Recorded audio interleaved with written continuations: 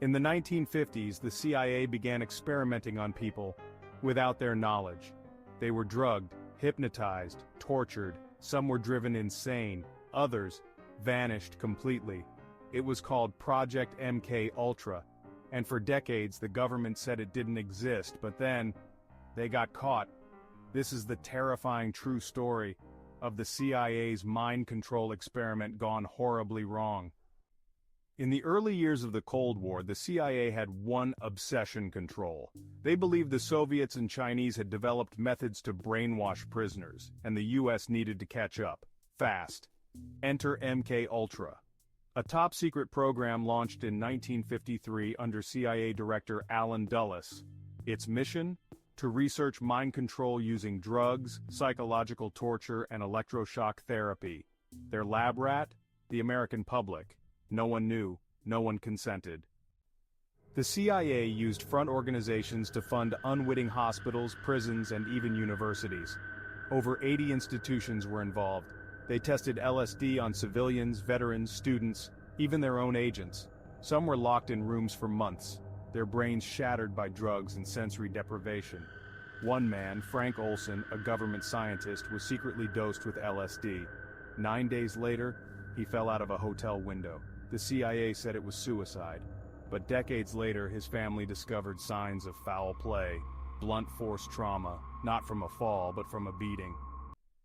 And then, there was Operation Midnight Climax. The CIA hired prostitutes in San Francisco to lure men into apartments, bugged and wired.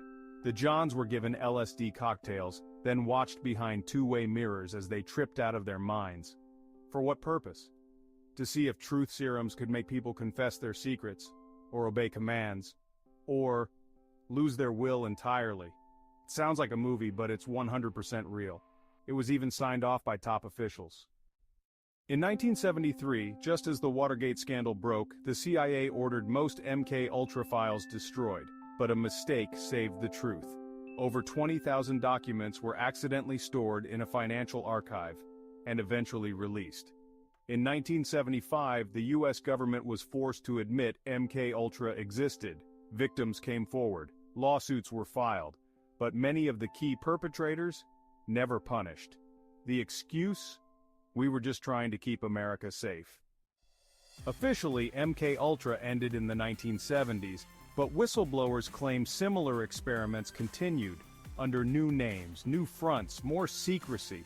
Some say it connects to remote viewing, synthetic telepathy, even mass surveillance experiments we still don't know about. You think your thoughts are your own.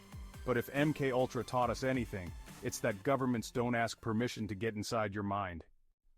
MKUltra wasn't a myth, it wasn't fiction, it was a real program, and it's proof that sometimes the scariest villains aren't found in horror stories.